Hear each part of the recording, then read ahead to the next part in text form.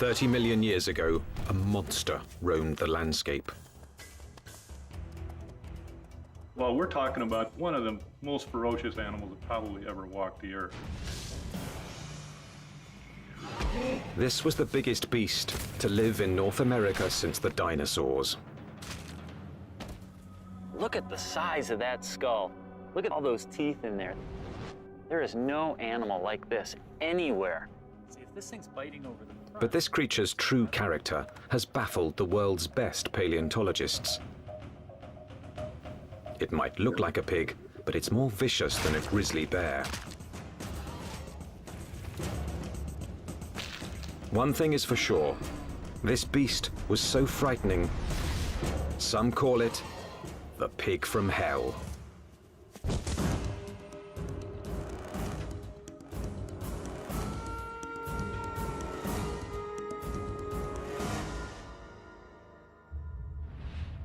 Prehistoric America, 30 million years ago, the dawn of the Oligocene epoch.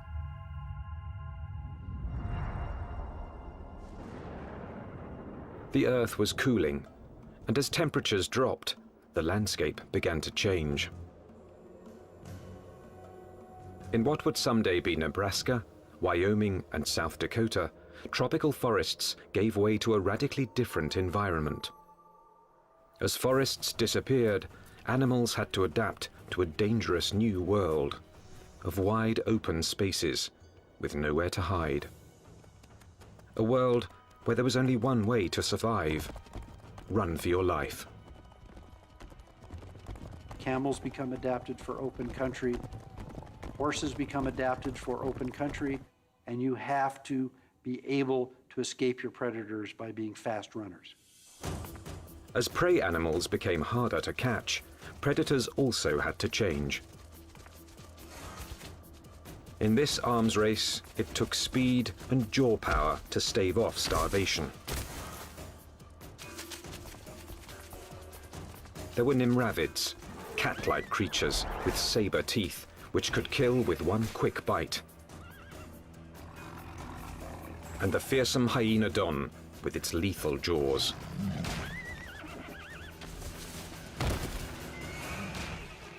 There was another animal stalking these deadly grasslands. Scientists call it the Entelodont. More than a meter at the shoulder, weighing in at 270 kilos, Entelodont was the Oligocene's #1 menace. Entelodonts, I mean, they were really bad-looking animals that only a mother could love. And if you were another animal on the landscape, I mean, you saw one of these things, I think you'd go in the opposite direction. Paleontologists have always looked at the Entelodont's sheer power with reverence. But its behavior is one of evolution's most puzzling enigmas. Was it a pure hunter? Or did it use its battle tank body simply to protect itself from other predators? Between the biting and the chewing, you wanted to stay away from the business end of this animal. Just look at it. Look at the size of that skull. Look at this, all those teeth in there. There is no animal like this anywhere. Entelodont's name means perfect-toothed. Its teeth were driven by a perfect system, which gave this creature a ferocious bite.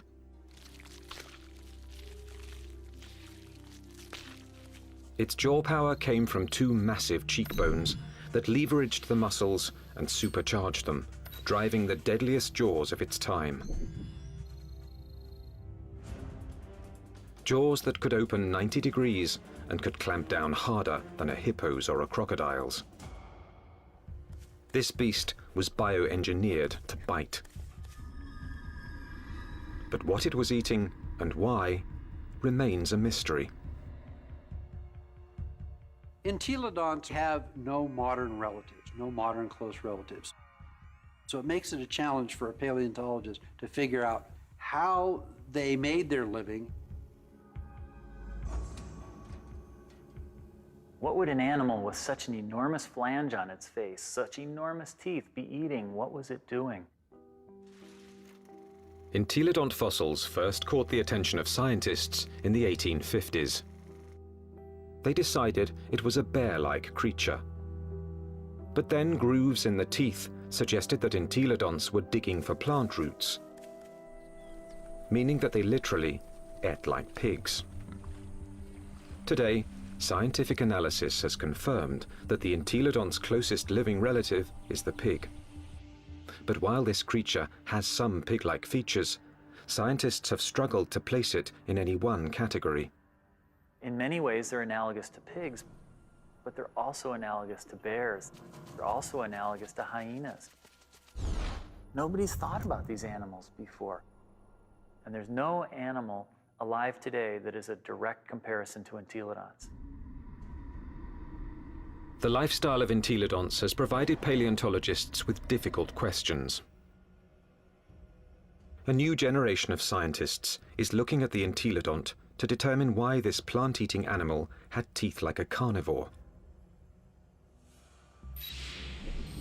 Entelodont jaws held 4 different kinds of teeth: canines, incisors, premolars, and molars at the back. The back molars were ideal for grinding vegetation, but it's hard to imagine that the entelodonts would have needed such lethal canines and incisors just to grab plants. Then, in 1993, a discovery suggested that entelodonts were chewing on much more than plant roots. We've got a set of vertebrae here. You can see the neural spines are evident. For over 15 years, this quarry site in the Badlands of South Dakota provided paleontologists with a multitude of fossils from the animals that shared Entelodonts' world. There it is. First time out in 33 million years, huh? 30 million years ago, this place was a watering hole crowded with rhinos, camels, and early horses.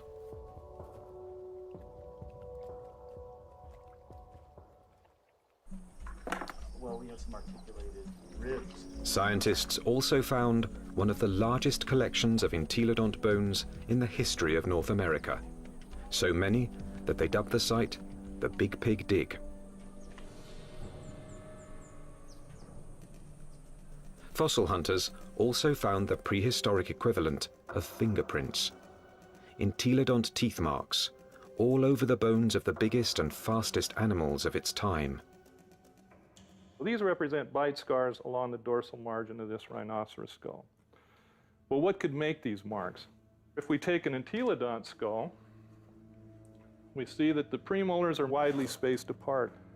So when we lay that over the top here, lo and behold, they're matching up quite well, suggesting that this animal is at least a likely candidate for biting through the top of the skull of this rhinoceros.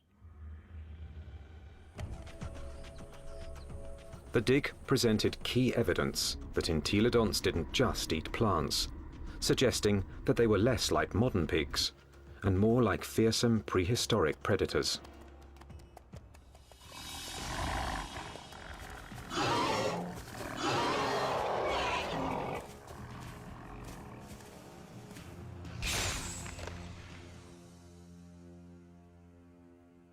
If we look at the front of the mouth of an entelodont, it's got a very strong bite that's interlocking.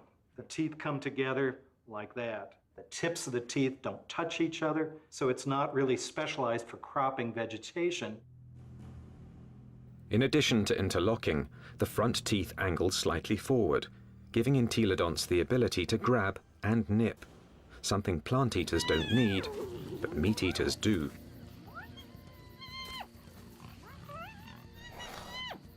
The incisors and the canines have been perfectly capable of tearing a bite out of a carcass. But dentition isn't the only reason paleontologists believe the entelodont was a dedicated carnivore. Under Wyoming's rugged terrain, scientists are finding more and more bones bearing the signature of entelodont's powerful jaws.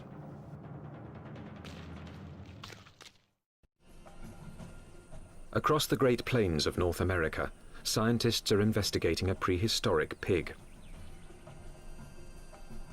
Entelodont has the teeth and jaws of a fierce predator, but its long, thin legs and cloven hooves suggest it might not be a very good hunter, because it couldn't use them to grab prey. Who was this beast, nicknamed the Pig from Hell? One veteran fossil hunter believes he's found the answer. I look at him as an attack predator, that he was top-of-the-line predator, just like the lion is today in Africa, and just like T-Rex was in the late Cretaceous. Paleontologist Kenneth Sundell has great respect for this creature's power to kill. At Wyoming's White River Formation, he's found what he thinks is ultimate proof of its hunting prowess. 25 million years ago, this was a flat plain near a river where horses, camels, and rhinos gathered to drink.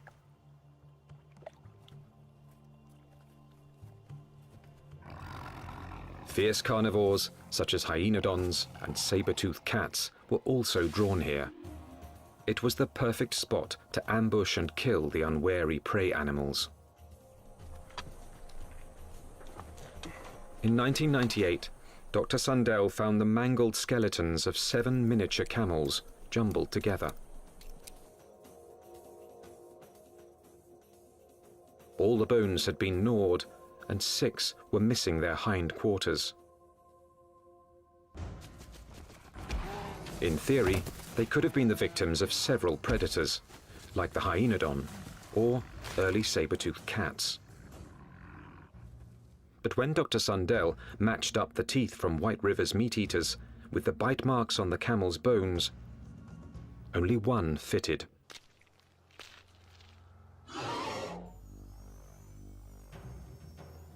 Bite marks alone don't prove these camels were killed by an entelodont, but where the bite marks are might be a clue. On the camels, I showed they were bitten in the back of the skull and at the top of the neck. He gets next to that prey and he tries to get a punctured wound through the cranium. Dr. Sundell believes this is the mark of a true predator, which kills before it eats. And hundreds of miles away, in Ohio, there's more evidence that entelodonts could have hunted. Evidence from a scientific journey no one's ever taken before. Inside an entelodont's 30-million-year-old head.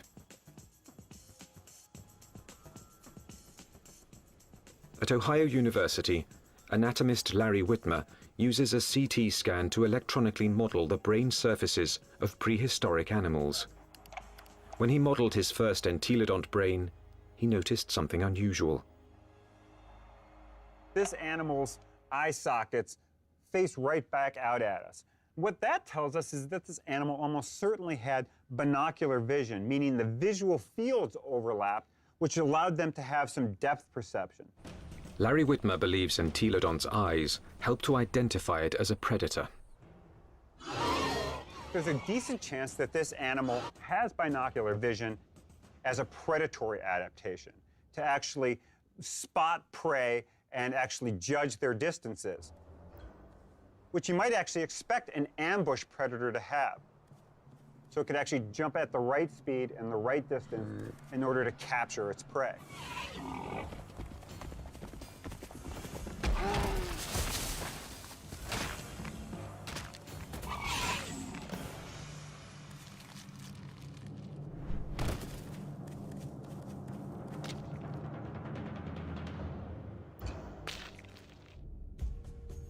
But Entelodont's bizarre bioengineering doesn't inspire confidence that it could run and jump. Its body bones are light compared with its massive skull. But in fact, Entelodonts easily carried their enormous heads, without tipping over, using powerful packs of muscle bulging from the top of the spine to the legs, and from the back of the head to the tail. The animal's head was cantilevered out in front of its body with these ligaments that ran from these spines down to the skull. It had full muscle all along either side here, and it had muscles coming from the sternum up to the jaw down here. Massive muscles carried its oversized head. But to bring down a camel, it would also have to run fast. And that's when the Entelodont's agile, lightweight body may have paid off. There's just one problem. When a predator catches its prey, it relies on its claws to grab it and bring it down.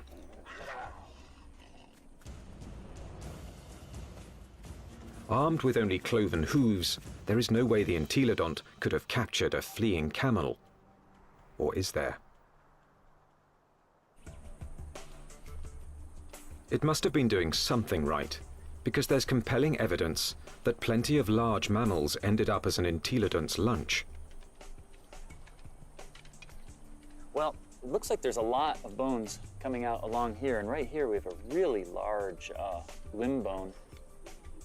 And we found evidence that entelodonts have bitten into all sorts of bones, including rhinoceros bones. They've been biting into camels. We found evidence that they were biting into the long bones of rhinos. The bite marks that we see are these two. This would be... Kent Sundell believes White River's camel skulls reveal how a cloven-hooved predator captured its prey. He runs up, he gets next to that other prey, and he tries to get a punctured wound through the cranium or into the very back of the neck. And then the long snouts that I move around. Entelodont expert Scott Foss disagrees with Kent Sundell's scenario. I can get close enough to. I doubt an entelodont used its teeth in order to capture other prey. It probably used its larger bulk and ability to accelerate to just run into the animal, knock it over.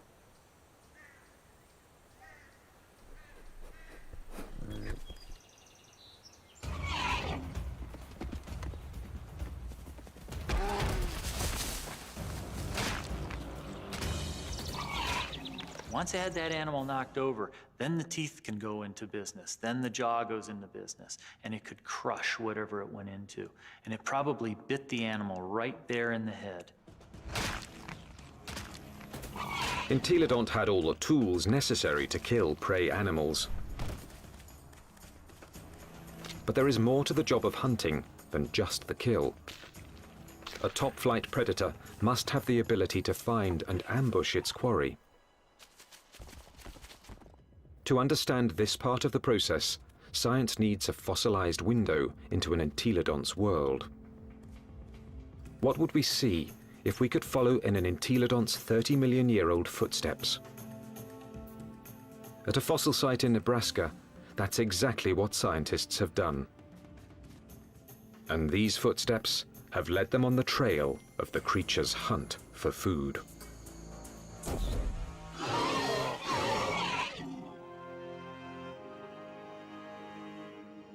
Northwest Nebraska, home to Toadstool Geologic Park, one of America's more remote tourist destinations, and a treasure trove for anyone fascinated by life's ancient past.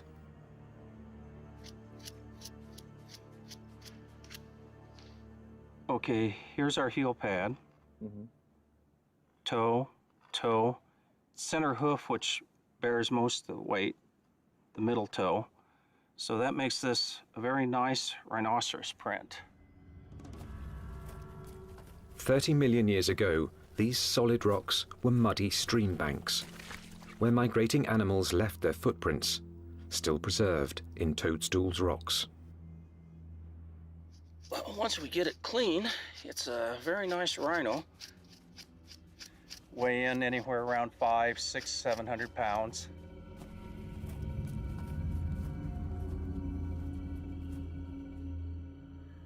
Dave Nixon has spent over 25 years analyzing the fossilized animal tracks of Toadstool Park. So on the first slabs over there.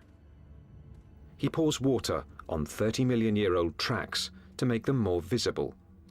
he can then interpret the animal's behavior.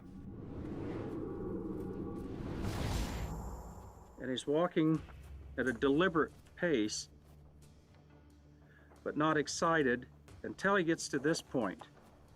He starts to become stuck in the mud and shows quite a bit of emotion here because he really kicks. Lands here, and he's out of the mud, but he puts another leap in, and the third bound takes him out of our exposure, and we're seeing excitement, if not fear. And if you're a herbivore, somebody always wants you for lunch. The rocks reveal that something was following the rhinos. We also have some smaller tracks. They look really tiny until you realize they're the tips of the toes. And what we have is an Entelodont. The Entelodont tracks at Toadstool Park give experts like Dave Nixon an unparalleled opportunity to understand how these creatures might have hunted. Because on that day, 30 million years ago, Entelodonts weren't the only animals following the rhinos. And we have a set of carnivore tracks over here. These are smaller, and there are some claw marks on the inside. And we have another set right here. That carnivore may have been a hyenodon. 30 million years ago, hyenodon was one of the top carnivores in North America. Its powerful jaws could pin down any prey animal. Then its razor-like teeth would finish the kill. But it also had the patience to track the prey over long distances. The carnivores are following the herd animals who go through first and fairly close. They'd be relatively on the heels of the group.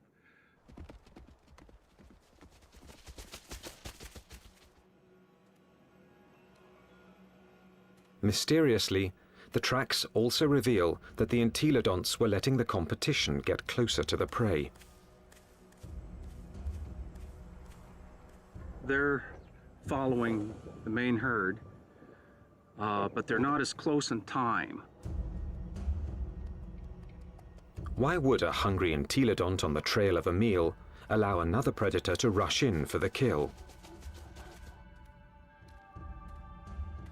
The answer may lie in the most puzzling evidence of all. What's interesting, the rhinos are going that way, and the Entelodonts are running at about a 45-degree angle to the rhino trail. Zigzagging seems a strange path to take if the hyenodon was closing in on the prey. But some experts believe Entelodonts might have had a very good reason to zigzag. A reason revealed by a CAT scan. When anatomist Larry Whitmer modeled the surface of an Entelodont's brain, one exceptionally large nerve cluster got his attention. The size of these things right here. And what these are nerves that are actually bringing sensory information in from the snout. This was no bloodhound, but it still had a very respectable sense of smell, and this smelling apparatus here certainly would have been well adapted to pick up the smell of a carcass.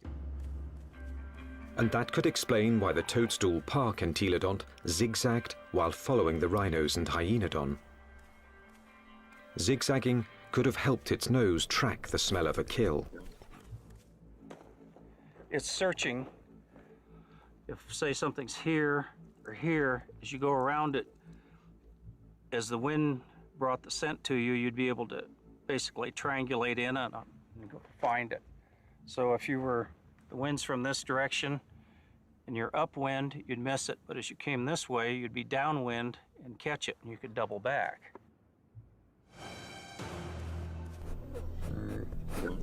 It puts its nose up in the wind, it catches the scent, and then it's going to start zigzagging along, walking from one side of the riverbank to the other till it picks up a smell, and then it'll start zeroing in on it.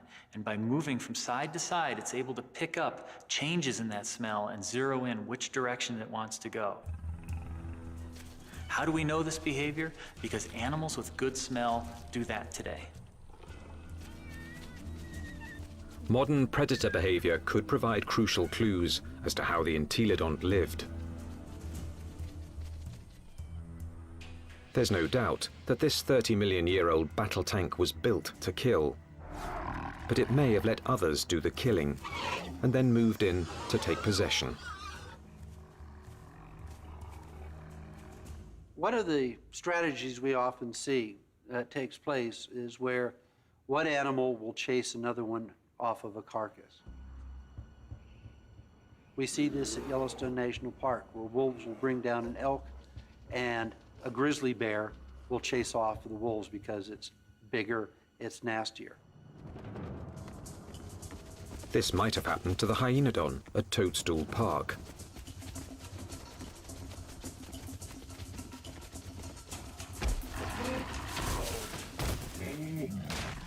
The hyenodon has run down and killed an exhausted rhino and is feasting on the carcass until the pig crashes the party. The razor-jawed beast goes from fearsome predator to underdog. The hyenodon might get in a few blows, but the Entelodont's bulk would overpower its rival.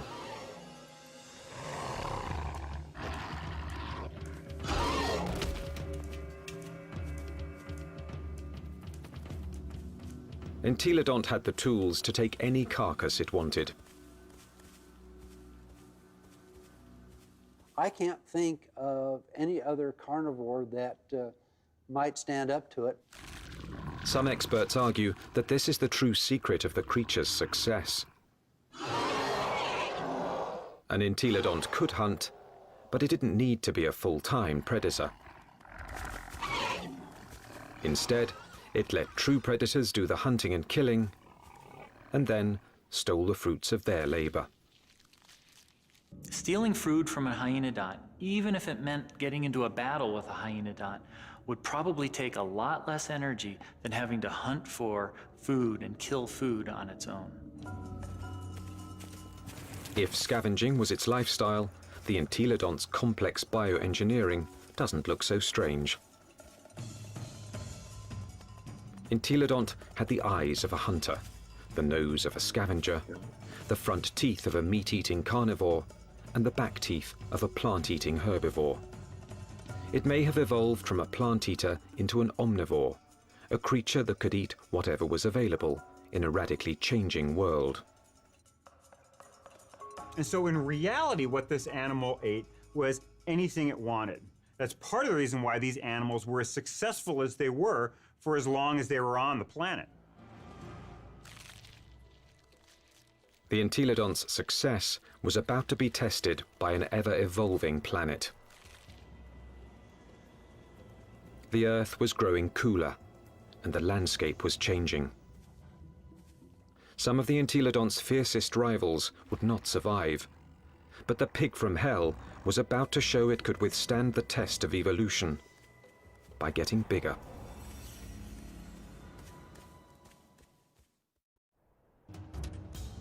"25 million years ago, Entelodont reigned supreme. It roamed the North American Badlands, eating everything, fearing nothing, taking any food it wanted." Well, we're talking about the biggest, meanest animal that ever walked the Badlands, and was one of the most ferocious animals that probably ever walked the earth. Nothing could stop the Entelodont from dominating their world for millions of years to come. Nothing, that is, except planet Earth. 25 million years ago, the time known as the Miocene began. The Earth grew even colder, and once again, North America began to change. The trend towards drying, a more arid environment continued, and you see woodlands become less frequent, become more scattered, spotty, confined along rivers. So you're talking about an open grassland environment very similar to what we think of the Great Plains today. The fossil record reveals that as plant foods grew more scarce, mass extinctions began. Survival depended on traveling long distances to find something to eat. One of the selective factors that we see going on is animals becoming larger because it enables them to cover larger distances to find the food resources that they need to survive. And that meant that predators were confronted by a life or death problem. Now, the animals they hunted were bigger, faster, and much harder to kill. It's like an arms race. If the prey become much larger, they become too big for carnivores to handle, and so the carnivores have to get larger in order to be able to feed on these larger prey items. Some predators, such as Hyaenodon, couldn't meet the challenge. After 10 million years as North America's apex hunter, it disappeared from the fossil record, and that put Entelodont survival on the line.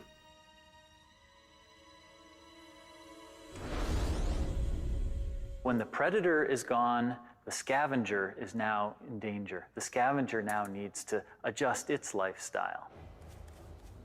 And if the scavenger isn't very flexible, it's going to have a difficult time. And in fact, the so-called pig from hell disappeared from the fossil record at about the same time. But this species wasn't gone. Entelodonts evolved to rule the North American plains with a vengeance. This pig hadn't become extinct, it had supersized. This new version stood over 2 meters tall and was 4 to 5 times the size of its predecessor. It still had a battle tank body and a sprinter's legs. Its skull and jaws were now even more massive and more intimidating. It was bigger than a modern bison.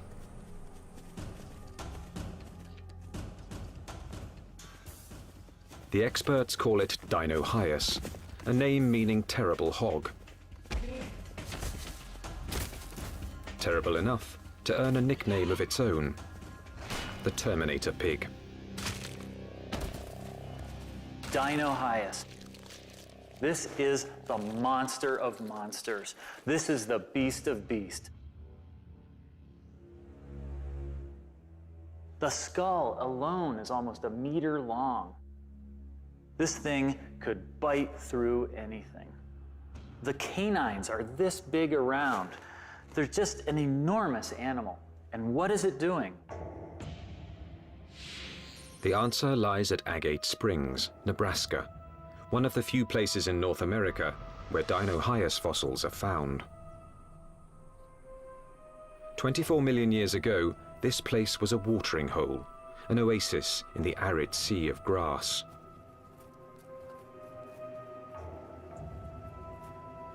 Hundreds of animals, many of them rhinos, gathered here to drink.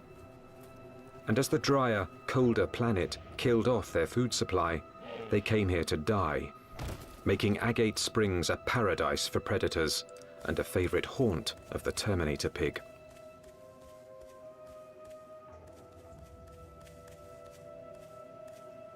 This thing was eating the big animals. We think that this guy was specializing on the large rhinos that lived at the time, on the calicotheres that lived here at Agate Springs. This is a limb bone from a calicothere, and in it we have a bunch of bite marks made by either a predator or a scavenger. The Entelodont premolar, one of the teeth you find just behind the canine, appears to match these holes very well. When its crushing jaws bit into some of the Miocene's biggest mammals, Dinohyus was chewing on more than meat.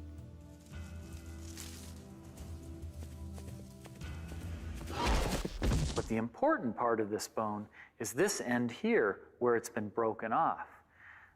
The animal bit through the bone, sheared it off, and then had access to the nutritious marrow that was inside. Bone marrow is one of the most nutritious foods an animal can eat. And in times of mass extinction, it would have been a prime source of nutrition.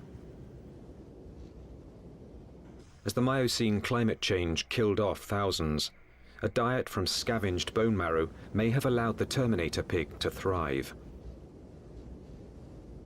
The long bones contain marrow which is good for several years after an animal dies, so think of it as canned fat that would be available during a drought. So the pigs could still find food after a massive die-off, even if they're looking at mostly skeletons.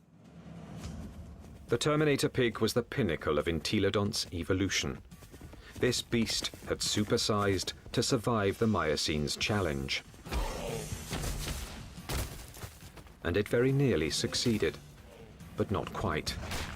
Because in this new world, survival would ultimately depend on a skill set even the Terminator pig didn't possess. 20 million years ago, a new monster predator arrived in North America. The bear dog.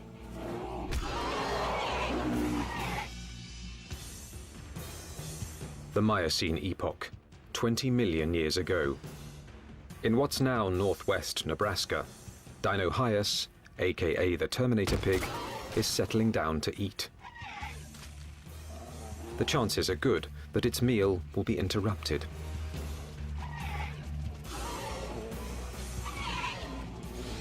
With its huge size, it could handle just about any threat to its dinner. Except a threat it had never seen before: the bear dog. A recent arrival from Asia, this savage, bone-crushing beast wouldn't back down from any fight.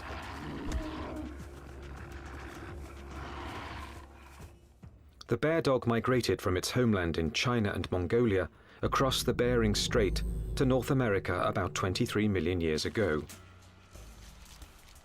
Just about the time that North America's top predator, the Hyaenodon, suddenly disappeared.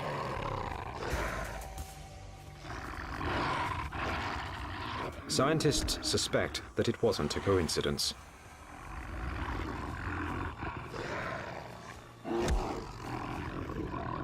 They certainly were probably much better predators in lots of ways compared to Hyaenodon.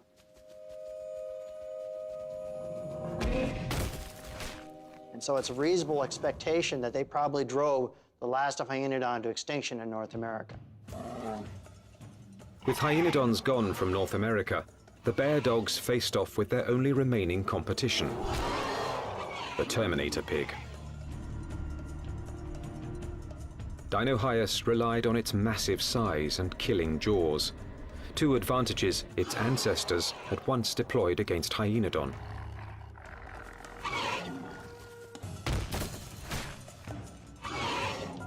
But the bear dogs counterattacked with new evolutionary weapons. Its first weapon was speed.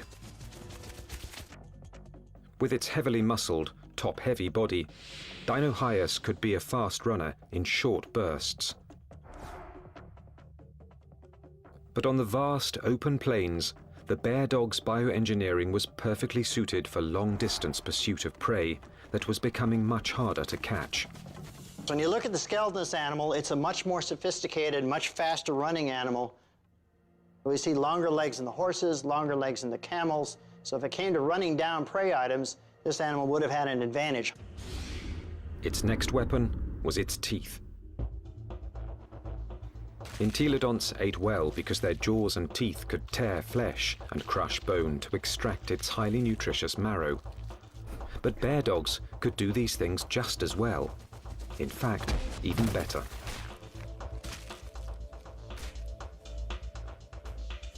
It's a great animal at biting bone, eating bone, crushing it. And it also has a set of teeth that are sharper than any entelodonts. Entelodonts, for example, wear the tips of their huge canines off, and they're not actually very good for puncturing, probably because they spent so much time crushing bone with them. This animal never does that. Its canine teeth are always much sharper. It also has better slashing teeth in its jaw than any entelodont had. So in many ways, it did a better job what entelodonts had done than entelodonts ever did. The bear dogs could outrun and outbite the Terminator pig. And they had a third weapon the entelodont never possessed. The deadliest power ever to evolve on Earth. Bear dogs actually had much more advanced brains. Brains that were much more like what we see with modern animals. So where these entelodonts had relatively archaic, simple, smooth brains, these bear dogs actually had a much more expanded neocortex that was more highly folded. These were more sophisticated animals. Instead of developing brain power, entelodonts had responded to the Miocene challenge by supersizing into Dinohyus. For almost 20 million years, they had ruled their world by brute force.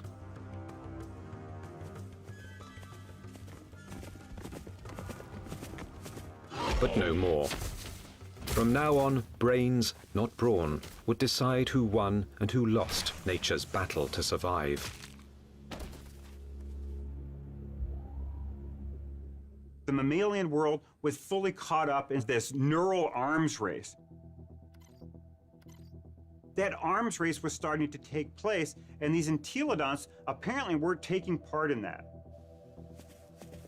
That may have actually put these animals at something of a disadvantage. This was an animal that almost certainly was driven mostly by instinct, with fairly predictable, stereotyped responses. This was not a clever animal. In combat, Dinohyus would have been bigger and stronger, but brain power could have given bear dogs the decisive advantage. Today, intelligent predators like wolves make up for their smaller size by hunting in packs to execute a creative plan of attack. Bear dogs might have followed the same strategy against Dinohyus. It's very difficult for Dinohyus to compete with the bear dogs. With a pack of bear dogs, even a large Dinohyus would have a difficult time chasing them away from a kill. These smaller, less powerful, but more clever animals potentially were able to actually steal kills away from Dinohyus. That they actually could have used different kinds of techniques. Fooling Dinohyus, being able to lead it away, or to actually even take on Dinohyus itself in actual combat.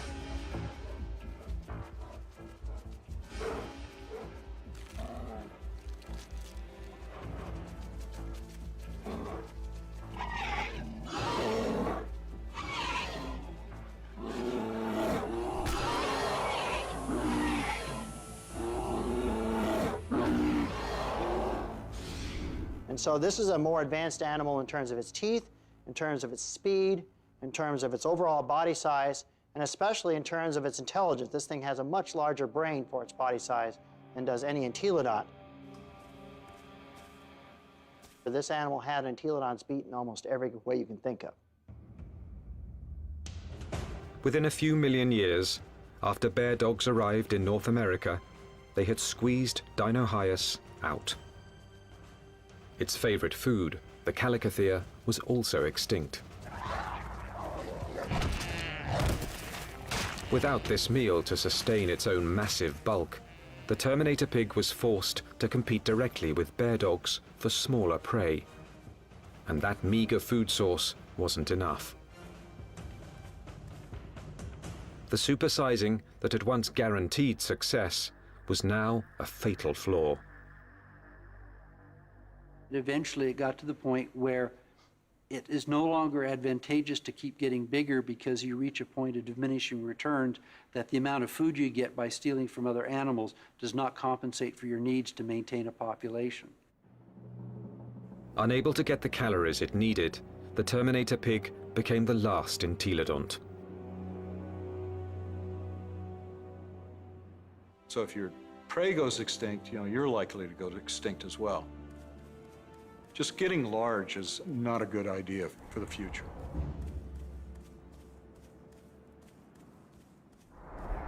Despite its rapid demise, Entelodont was an evolutionary success. It dominated its environment for nearly 20 million years. It had the ability and intelligence to either hunt, scavenge, or forage, allowing it to survive on any available food source. This behavior is now the norm for more modern omnivores, like bears and humans. And some think a bit of Entelodont's predatory instinct still lives on. When I was a kid growing up on a farm, I was always told, don't fall down the pig pen, they'll eat you. But the Entelodont's living legacy isn't what fascinates the experts. Science is unraveling its secrets. Nothing else quite like it has ever walked the earth.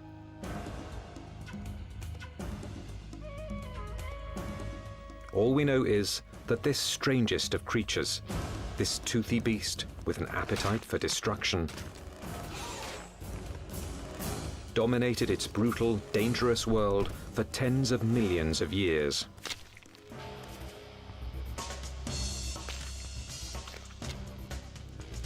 A powerful tribute to the Entelodont, perhaps the most unusual and the most mysterious of all prehistoric predators.